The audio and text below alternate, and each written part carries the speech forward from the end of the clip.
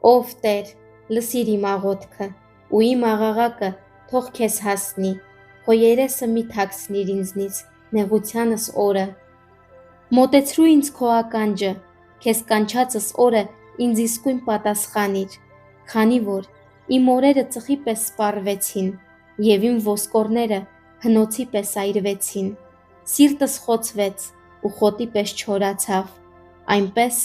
որ մոռացա հացս ուտել։ Հեծեցությանս ձայնից ոսկորներս մարմնիս կպան, անապատի հավալուստնին նմանվեցի, ավերակների բույի պես եղա, անքուն մնացի, ու տանիքի վրայի միայնակ ճնճղուկի պես եղա։ Ամեն օր իմ թշնամիներն ինձ նախատում են, ինձ վրա զայրացածները երդվում են իմ դեմ, քանի որ մոխիրը հացի պես կերա ու խմելիքս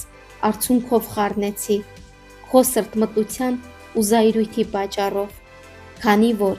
ինձ վեր բարձրացրիր ու ցած գցեցիր։ Իմ օրերը երկարած ստվերի պես եղան, ու ես խոտի պես չորացա, բայց դու, Տեր, հավիտյան ես մնալու, և քո հիշատակը սերնդից սերունդ,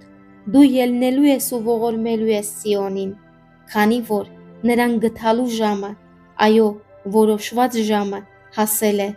քանի որ քո ծառաները հաճույք են ստանում նրա քարերից ու նախընտրում են նրա հողը, հեթանոսները վախենալու են Տիրոջ անունից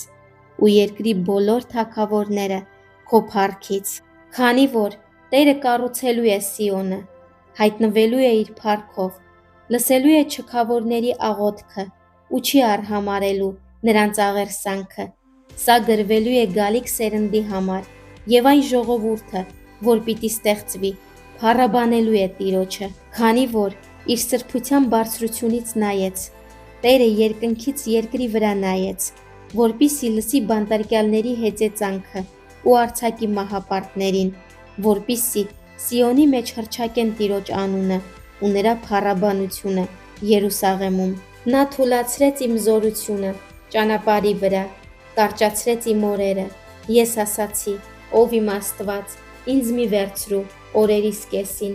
Քո տարիները սերնդից սերունդ են, ի սկզբանե երկրի հիմերը հաստատեցիր, ու երկինքները քո ձեռքերի գործն են։ Դրանք կանցնեն, բայց դու կմնաս,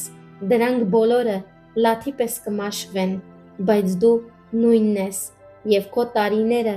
վախճան չունեն։ Քո ծառաների որդիները